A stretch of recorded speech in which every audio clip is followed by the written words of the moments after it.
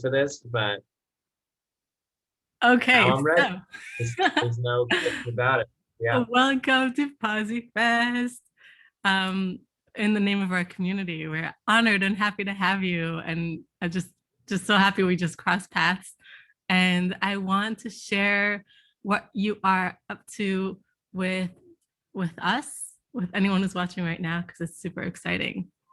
So yeah, up to you, Neal. Go ahead, share. So what the question is, what am I up to at the moment in life? Yeah, So I okay. So the things that I'm currently up to, I would say that are sort of most on my plate professionally, is so Moon31 is my company. We do a whole bunch of different projects around sustainability and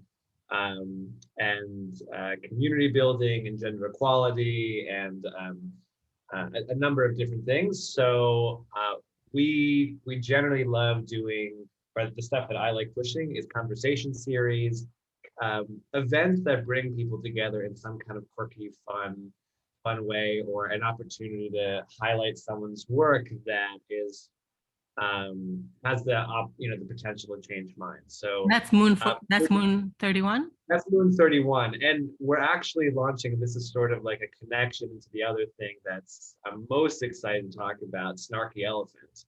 But hold on, So before I get, because snarky elephant is just super exciting. But the the conversation yeah. that you wanna promote, So like, stuff that we've done in the past, just to give an idea. So Moon31, we produced the 50th year anniversary of Black Woodstock. So that's actually something if viewers or people listening in want to check out. There's an incredible documentary that just came out. It's on Hulu that Questlove directed called Summer of Soul, and it's all about this event called Black Woodstock that happened. If you're familiar with the original Woodstock up in Bethel, New York, in 1969, there was another event going on in Harlem, in Marcus Garvey Park, that almost 500,000 people were there, and literally every major name in music, Sly and the Family Stone, Gladys Knight and the Pips, and Nina Simone, and B.B. King, and Fifth Dimension, and Thomas Mabley, and Jesse Jackson, and I mean, the list, I mean, Stevie Wonder was, the list goes on. There's been about 50, 60 hours of footage sitting in a basement for more than 50 years. And Questlove put this footage and kind of directed the footage and put something together so we can get an insight into it. And what you see, I mean, it's as if it was filmed yesterday, what is it called is again? The film? the movie is called Summer of Soul. Summer of. Uh, Summer of Soul. And the event was called the Harlem Cultural Festival. It's often now referred to as Black Woodstock. And some cool tidbits. The Sly and the Family Stone. They were the only group that actually performed both at the Harlem Cultural Festival, Black Woodstock, and the upstate Woodstock that everyone knows. They actually, I think, got flown by helicopter when it was happening. And for that particular concert, the police refused to do security, and the Black Panthers did it. So for the true kind of 50th year anniversary was of August 17th in 2019. We put on, in partnership with Summer Stage and a few of the entities in the Harlem Stage and Future Sound, we put on a 50th year anniversary concert that brought back some of the artists. We actually found original Panthers that were doing security. We had a former NYPD officer that's now a Tony Award-winning producer. We had the Manhattan Borough president. We're talking about police brutality and community relations and how those things are changing and shifting, because you watch some of this footage and you see photos, which we actually found some that hadn't been released. And you can see that the event, I mean, it was a stark contrast to other things that were going on around the country around that time. Like in Altamont, where the Maisels brothers documented the Rolling Stones like utter chaos, and Mick Jagger was almost killed, and a Hell's Angel jumped and stabbed the guy in the back, and like the peace and hippie love movement like symbolically was breaking down. You see Black America, and it's like peace and love and brotherhood and empowerment. They're literally hugging and swaying, like together, locked hand in hand. It's unreal. So we did a big series of 4 days of conversations with some of those change makers. The whole thing was led by, we hosted by Talib Kweli. We had Lauren Hill's actually current musical director. I worked with him and we curated and programmed. He musically put together an entire concert with Corey Henry and Georgia Ann Muldrow and Keon Harold and Braxton Cook and a lot of these real change makers.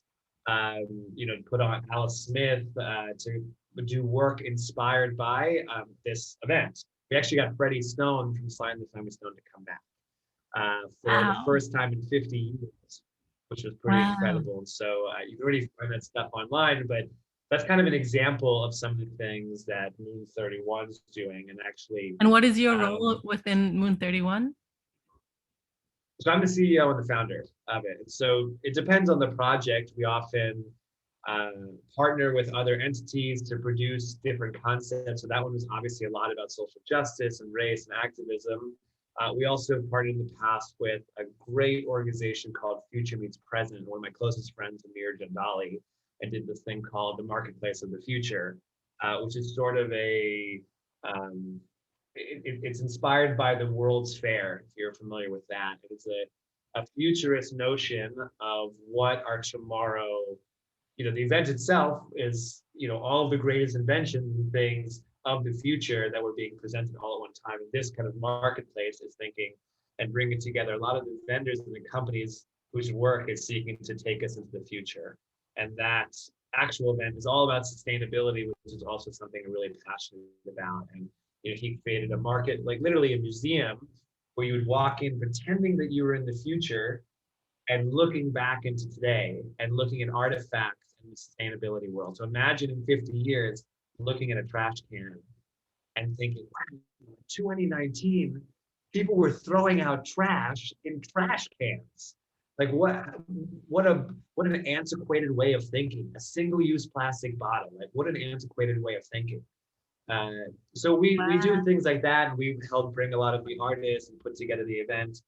And so we did those big scale. This past year has been much bigger focus on virtual events and smaller events that are just more intimate and kind of focus of much more on the quality rather than the quantity. Thinking, instead of thinking on mass scale, authentic connections really can often have a greater impact in our mental health and what we do and how we do it. And so, especially as a lot of the people that I've been working with in the artist world were really significantly impacted. So we've been doing tighter, smaller events. And the events kind of like, I'm assuming the events are interactive because you're talking about like having an intimate personal experience. Sometimes they're interactive. Sometimes they're just straightforward panel discussions.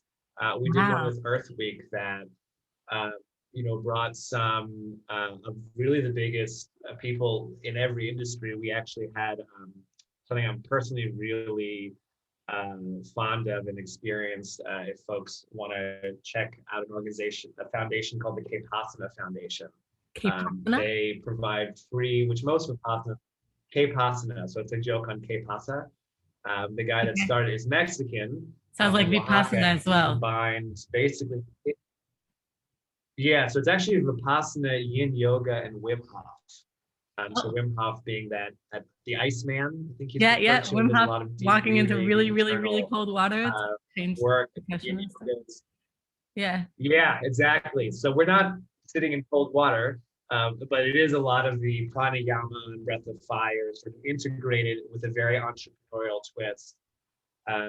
His own practice has been doing. So we had him speaking on a panel alongside Mark Gordon, who is doing really universally acclaimed things with public transportation in New York City, and kind of revolutionizing that and really putting the focus. He was also the founder of LimeWire and runs a major hedge fund.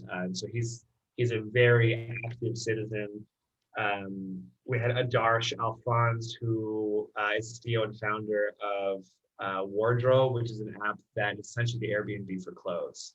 So you can take your wardrobe and rent it out for other people as opposed to tossing it, to reuse it. And so laundromats will pick up your clothes, they'll wash them, people can pick it on, try it on, rent it for the week at a tenth of the price that Rent the Runway and those kinds of things cost. and then they return to the laundromat, it gets cleaned and brought back to you. It's turning every What? single person's work. Yeah, it's Like, really cool. how And how these could people, games, before we continue to like more and snarky elephant and I also want to hear the yeah. history, just how can people find you? How can people find me? Well, find So like those easiest, activities. Hmm. yeah, best way is my website. So moon31.com has a place that you can subscribe and look for contact and check out some of the past events that I've done. I You have the can, link here, but it's also spelled for those who are just listening. It's just for Moon those that are number listening, 31. MOON, like sun and the moon, and then the numbers 31. So moon31.com. Cool. And then I have a personal website, which also sort of consolidates a lot of the projects. Just my name, Neal Ludevig, NEALLUDEVIG.com, or Instagram. That's probably the best way. And I'm just Mr. Nealio, all spelled out. Amazing. Yeah, that's Okay. yeah. So Time. that was a panel. We had some really great folks. There's also Emily Moxon from Brownswood Recording. It's a sustainable record label. All their records are printed on recycled materials for their vinyls. They think about sustainable practices for the music industry. So there's a lot of people revolutionizing this stuff, and the idea was hearing these people talk in one place, revolutionizing and changing their industries, and what are some action items that people can actually do to get involved, learn more about them. Like that's another example. Amazing. Okay, cool. Well, I'm just so happy that we're connecting to you and connecting people to you. And so that's Moon 31. And Yeah. so if I could maybe, summarize it, it's like kind of like an aggregator of cool, amazing people doing cool, amazing things that are sustainable, environmental, um, um, how would I say people friendly, like, like diversity friendly or equal, creating a world. Yeah. Yeah, it's an aggregate of my particular values, which is we should have a more equitable, affordable, sustainable, better world. And that stems from social justice and sustainability and equality, both for gender and sexuality. Yeah, so those are just causes that are important to me. And the projects that we do, we all produce.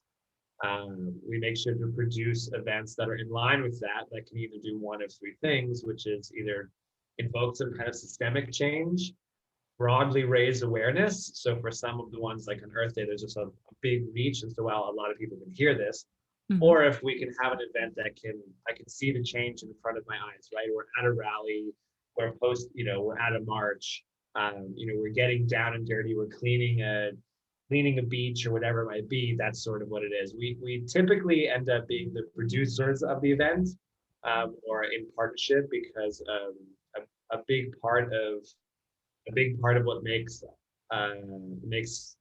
us special, and really what we have to offer, is sort of the curatorial lens, just from doing this kind of work for 10 years. So that's, yeah. I love it. And my thought sometimes just jumps like to like many weird places. So Great. now it's just been jumping to like, ooh, I want to connect them to so we're Posifest is connected with Cap Nepal or Jiwan Utan. They're an orphanage in Nepal, where around the villages, like there was like a lot of like industrial waste and like a lot of poverty. So like you see children, 12-year-olds like sniffing glue on the side of the street. And these two guys just decided to go and like get the youth excited about cleaning the jungles. So like giving the young people ownership, and teaching them capoeira. So they just kind of like invited kids to come to their house one night, and 200 kids showed up in their basement. There wasn't space. So they opened an orphanage. And, we did a few events with Posifest, online through Nepal, but I feel like you guys are so aligned. Cool. So I'd love to connect you. And then my brain thought about like how we're kind of like, do you know the mushroom network? Like, all the mushrooms like underneath the trees, they kind of like, connect between them to supply nutrients between trees. And I feel like all of our like organizations that are doing that, we're like creating this network. I was just it's a beautiful thing to see I forgot what book. There's actually maybe it's a film. I think it's called like The Magic Mushroom or The Incredible Fungi or something, where it talks about how trees and specifically fungi are like one of the only species in the world that have this kind of unending connection. That like they are basically a shared network and resource, and that if one tree is lacking, they'll get resources from the other, and they communicate to one another. And just how cool it is. I just feel So like we're yes, mushrooms I right dig the analogy. now. Okay, so let's hear a bit about Snarky Elephant now.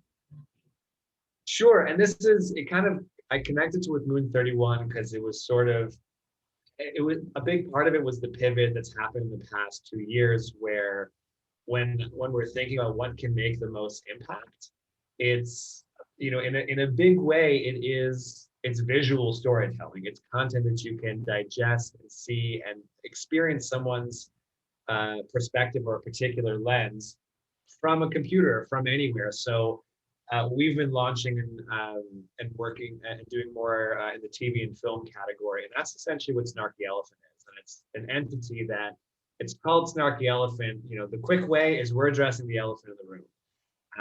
We want to make sure that content that we're producing is, whether scripted or unscripted, it is representing it's presenting the underrepresented experience and supporting creators that are underrepresented and have a story to tell. And so everybody we listen want to now. champion. All of our listeners that are into film and Yeah, and want to grow in the industry, listen up. And exactly. And so we want this company, this entity to not just be um, thinking about the people that are on screen and on stage, but every single aspect of a company from top to bottom and left to right. I mean, right now, and they put out lots of statistics online. The diversity that's in Hollywood, across the board needs work. And there's a major issue with affordability and accessibility and education. I think it's really awesome to be able to say that the productions we've been doing, and 75% of the folks that are involved in every aspect are either a person of color, a woman, or LGBTQ+, which is really something that we're making sure that all of the opinions and thoughts is coming from people that have some kind of connection with the content that we're making. So we did a series called Insomnia. It was a mini series that did really well. I think it launched just about a year and a half ago. We put it on YouTube, and actually it's being picked up by a major platform. So we'll be announcing that in about the next month or two, which is pretty exciting. And that show. It's about a bisexual South Asian writer that lives in New York City that has insomnia, and he's supporting his sick aunt by moonlighting as an escort.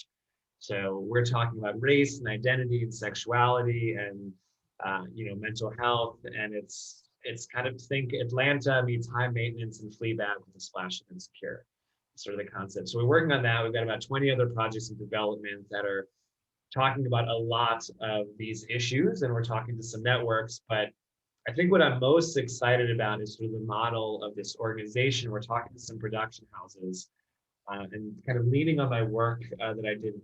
So one of the projects I did way back was Harlem Arts Festival. And we did a lot of change-making work and community building in Harlem, especially as it was a community that was shifting and changing.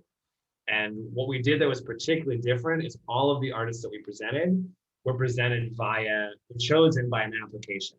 So typically presenters and films and stuff, they'll think, oh, like you're going to get the most butts in the seats. You're going to sell the most tickets. How can we negotiate the best price to get the most bang for our buck so that we can have the most profits? And not really thinking who are the artists that are doing fantastic work, but maybe don't know people. People don't know them yet. So that process, we worked and got to put together a committee of all of the major presenters in Harlem, from the Apollo to Harlem Stage, the Studio Museum to Museum for African and Mark, these kind of people that had paved the landscape for us to exist. And they were the ones that actually chose these artists and encouraged artists that they had in their wheelhouses to apply, just like we did, and went through them and tied that curatorial thread to ensure that these artists were relevant to this neighborhood in this time. They were living there, from there, working there, and and presenting meaningful, impactful work for a community that had a very, very rich cultural history. And it was a model that was unlike any other. It was super cool. That's in To Harlem. bring that to Elephant. That was in Harlem, yeah, in Harlem Arts Festival. And you can see stuff. They've got a website and everything, and you can see an example. And we presented huge artists. We're actually the last publicly scheduled performance for Prodigy, actually, who was donating time. He was, rest in peace. He was an amazing hip hop musician that came from similar things. And but we're doing the same thing with Snarky Elephant, putting together a committee and have a creator application where producers and emerging creators can apply and show us their projects and works that we'll produce and pitch to networks as our relationships, and have a bank and a committee of established producers and creators that that can look and essentially keep an eye on our next generation, and really this generation of emerging artists and filmmakers, to see what is the next, instead of kind of, you think about Netflix and a lot of these major networks, they're actually only, even some of them regulation wise, can only be spoken to by an agent. Meaning if you are an artist, you can't go direct to Netflix and say, hey, check out this work. It doesn't matter how good or amazing it is. If Michaela Cole was presenting it, or whomever, or Issa Rae, but the idea is that's a major boundary. So we have some kind of relationship that we can connect you with. That's what we want to be. We want to be this bank and this community and network of creators, and them having a buy-in to this committee. We've already been talking to some people that have been signing on. I'm just really excited because people are seeing the potential, understanding this. Like now is the time. It's too late, but better late than never, Yeah. So that's It's kind of very inspiring to see that happening. I mean, it's something that's definitely missing. And as a scientist, like I read articles on the problematic state of the arts, meaning like state of accessibility to the arts. Like really, you need an agent to get to the big, to get a big platform, and you need a lot of money to get an agent to get to those platforms, which basically negates a lot of people that even knowing that isn't something that a lot of artists won't even know. We kind of have the assumption that people reach the charts because they're just cool, but there's just so many incredible artists, which is what you're doing. You're promoting those artists that are, just back to research, like, they're basically like, 4 major companies that basically control what most of us hear, which makes what we hear not very diverse. Makes the messages that we get not very diverse. There's not a lot of independent messages. There are some that get there for merit, but there's definitely an imbalance. And it's just so cool to hear you, creating that already now. And how do people reach you on Snarky Elephant? Or, if an artist hears that and they're like, oh, this is me. How do I? This is easiest way. So we just put up a website, snarkyelephant.com. On the socials, we are Snarky. So that's the easiest way. There's a mailing list there, but also Moon31 and that kind of stuff, or my social handle too. That's the best way. And I mean, you're kind of right on the money. It's by virtue, and I was just actually listening to Hannah Gatsby's In the Net, which is, I'm way overdue, but I finally got a chance to watch it. And her whole thing is saying, the more we see examples of people sharing their story. And she was saying, I wish that I had someone like me to listen to and see and hear their story. That's what this is about. It's about finding people's stories that you can relate to inspire you to do the same for other people. Because Lord knows we need to hear more stories like these. Who's that? So, Lara Gatsby? her name's Hannah Gadsby. Hannah. She's a comedian from Tasmania that does. I mean, that is one of the best one of the best comedy specials that I've seen in a while. Really unbelievable. Just so well articulated and put. But she comes. She's she's a lesbian, and she talks about a lot of her trauma, being a rape victim and abused and a lot of different things, and actually growing up in a culture in Tasmania where while she was growing up, it was actually illegal to be gay. And just like the internalization of that and what that does to the psyche subconsciously, whether you know it or not. Yeah. And the special really talks Does she about do that? that. And She does that through comedy? she does that through a comedic lens, and it's unbelievable. And just Wow. talks about the structural um, one part, and I'm absolutely butchering it, but she talks about the difference, like the structure of comedy, that comedy is stories have three parts: a beginning, middle, and end. And what comedy does is control tension in such a way that it's taking the trauma, which is often the middle, and it's pausing that and letting you sit in that, and it's giving you an unexpected direction from it. So the punchline of a joke is basically taking the trauma and redirecting it in such a way so that you're sitting there. It's not telling you the actual end of the story, right? If I walked to a store, I bought everything, and then I had a great day, even I bumped into someone, and then I went home and life was great. That's not a story that's funny. But she was basically saying, like, talking about that experience in the store and what could have happened and should have happened, how and using the art of misdirection is sort of the crux of her set. But what she did is saying that by being a comedian, she's using that trauma and tension for her act, but she's internalizing that message that she is sitting stagnant at this trauma point and not letting herself to heal. She's not giving her own story a completion, a finishing point. And that's a little bit of the issue with comedy, that, and she actually in the set says, like, I think she says, I'm quitting comedy because this isn't good for me. I'm sitting at this was actually like her announcement that she's quitting. Ironically, this like catapulted her into her like worldwide fame. And so like didn't quite happen. But in her attempt to quit, and she has a whole other set. She also does a great TED talk, but it's just a very beautifully articulated way to talk about understanding like your craft, using that craft to talk about trauma, and also talking about storytelling and how it impacts and how it can impact your psyche. Just that the stories you tell live within us, and it's really cool. Watch it. I'm a fan. She's That's watching awesome. this. I hope one day I meet you and just get to say thank you so much for sharing your story. So Wow. yeah. Wow.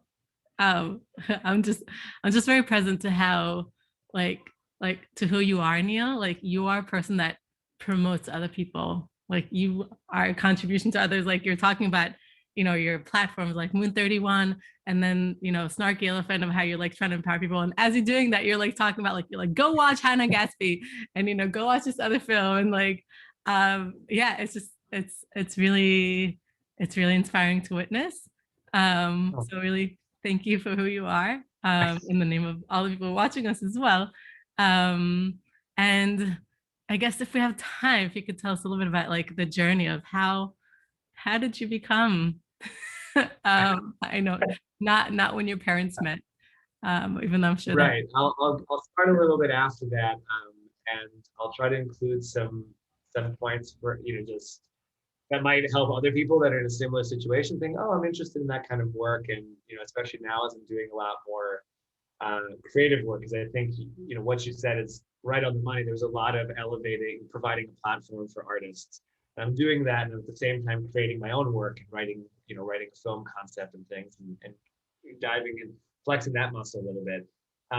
The best way to say like where my journey started after school, I was actually a musician, a professional musician, and toured for a little bit, but I got an internship working at a booking agency, worked with all these incredible artists as their tiny little intern, Robert Glasper and, Nadesky Martin and Wood, Paquito de Rivera, The Voices, Pharoah Sanders, Jose James. I mean, some really incredibly multi-Grammy award-winning artists.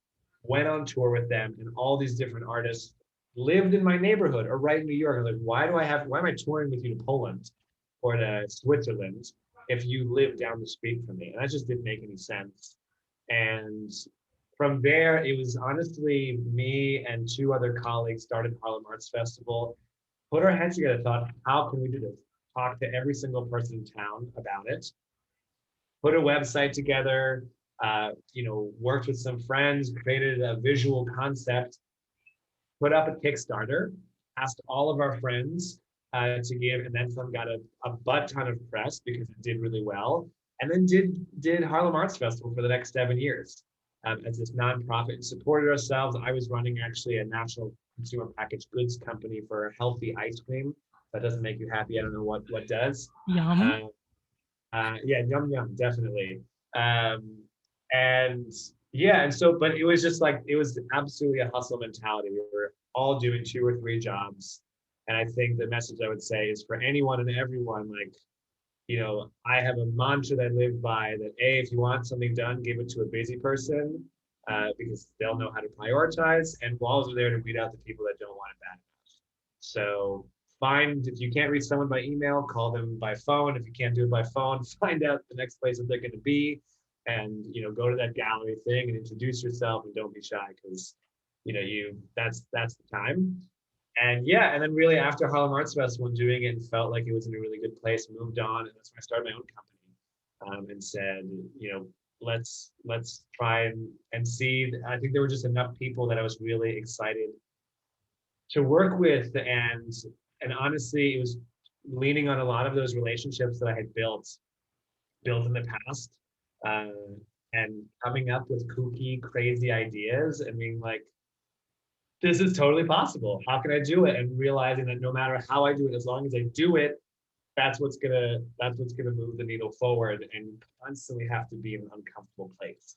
There's that I forgot the name of the actor that was in the Moonlight. Ali. It's always um, uh, Muhammad Ali? No. yeah. I'm blanking, but the main act. It's a very famous actor. He talks about like our responsibility as creators and artists is to constantly be a little bit uncomfortable. To the moment that we're comfortable, it means that we're coasting, and we have a responsibility to ourselves and the industry to push the needle. And that means if you're uncomfortable, it means that you're challenging yourself. And so I think these times that you are risking your reputation and your ideas and everything, that's the time when we grow as people. It's the only way, and you'll move forward. So the times that there's a great book that I always refer to, Think and Grow Rich, where he talks about the 7 basic fears of man. And I think the only way we can grow is if you're facing one of those. So you can figure out what it is, whether it's a fear of public speaking or criticism or losing money, whatever it is. If you've got a fear of being poor, donate money. Donate money regularly. If you have a fear of public criticism and public speaking, write some blog posts, and find a public forum and start a podcast. If you have a fear of the police, and go to a protest and get in their face. But you got to be uncomfortable. It's the same people that skydive regularly that have fear of heights. So yeah, then I did Moon31 and partnered with a few different people, produced some concert series, got to work with Gary Bartz and some legends in the jazz world, and yeah, we did a tour with concert Charles Tolliver and Jack DeJohnette, and yeah, the Black Woodstock anniversary, and now we're working actually with the Revived Big Band, which is the coolest big band ever. If I would say that's another thing to check out, revivebigband.com. They're changing the game. The Revived Big Band. It's led by and founded by Igmar Thomas, and so we're helping executive produce. I'm helping executive produce the album, and we did a Kickstarter to raise some funds.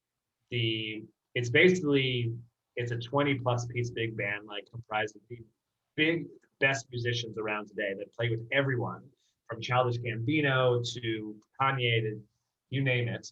And it's led by Lauryn Hill's musical director, and the album already announced Talib Kweli is going to be on it, Terrace Martin, Corey Henry, Dr. Lonnie Smith, Gene Baylor, Radar Ellis. I mean, the list is pretty extensive, but some titans, and it's just reshaping what the big band sounds like. It's not like this classic Duke Ellington, Count Basie, Artie Shaw stuff, but it's framing it in a completely new way that is reclaiming a Black musical narrative that's often been appropriated. I think we often see that right now. It's going to be fire when it comes out, and I've already got to listen to some stuff, but it'll be a pretty big deal when it does. So yeah, and that's kind of it. And it's just constantly checking in with people. And I think the other thing that also helped is after taking a break and making sure to have that work-life balance between projects is actually I came back and a lot of opportunities came because I think I genuinely reversed the question instead of saying, hey, what work can I, like, what job can you give me? Like, can you pay me for anything? I'm going to do all this stuff for you. I started to ask people like, hey, like, how can I support you? What do you need? And that reversal and just saying like, I'm just here to help really made some amazing opportunities. And it allowed me to support friends and connect with people in a way that I haven't in a long time. And I want to echo that so much. Yeah, it's very fulfilling. It's also important to think to under, it's a combination of knowing what sustainable giving is and making sure that you're giving in a way that is refueling your cup. Because people can give, there really are two kinds of givers. There's the giver that gives until they're poor and broke and have nothing, and until they give more than they can. And then there's a giver that knows how to give sustainably and knows when they meet a taker. How do you give sustainably? What they call it. Huh? How do you give sustainably? Like what is something recently that you've done? How do I give sustainably?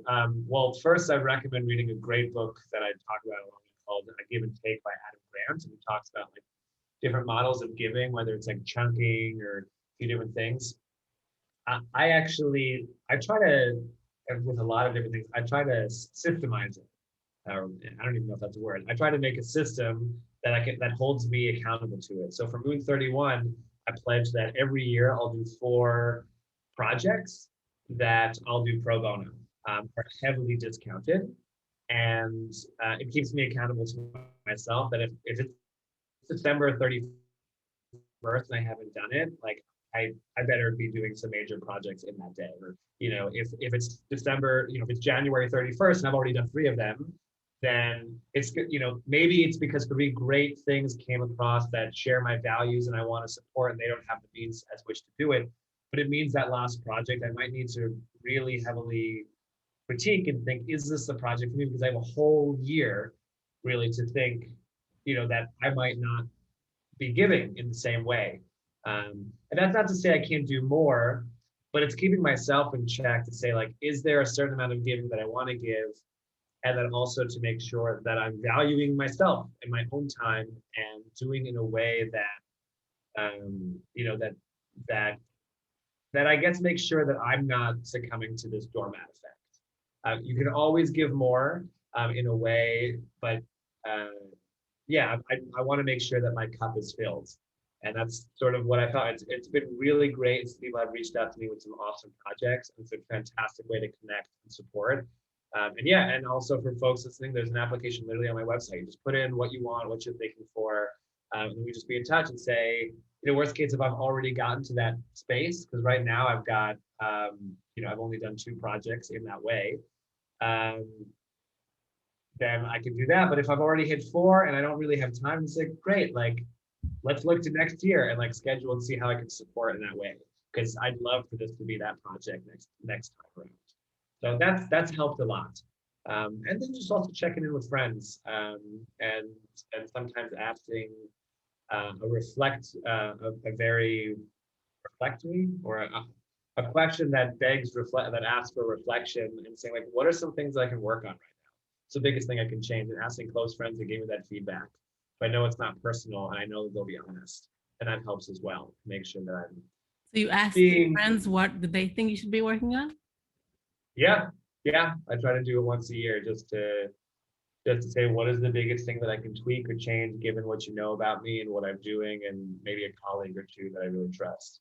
But it's Like a personally, nice, professionally, in the world, globally? yeah. I think it's Oh, really important, and it's opening that relationship up to be a little bit deeper and more authentic. And I think it's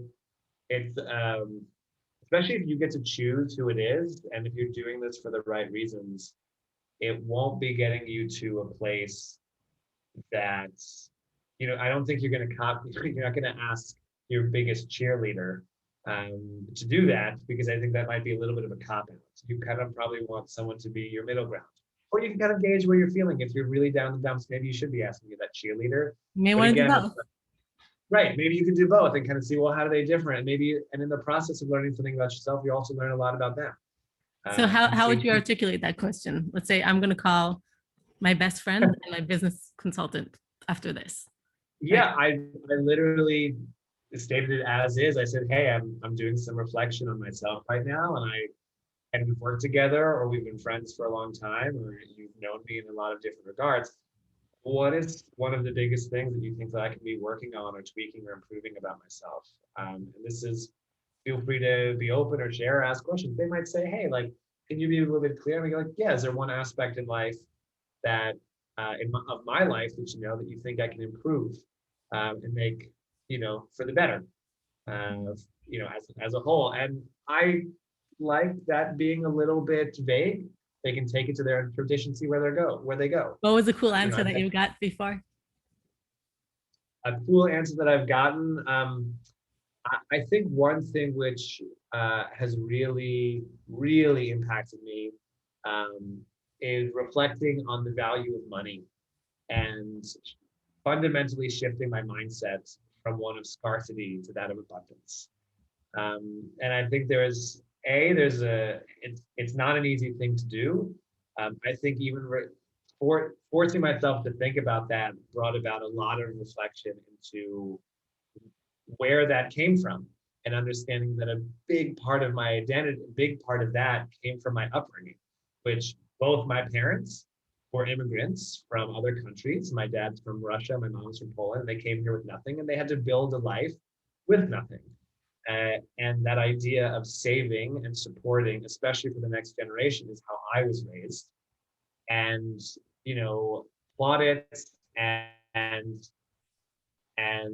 praise was given when I could save and I could find a deal and I could, make something work so that I still had resources to give and to share.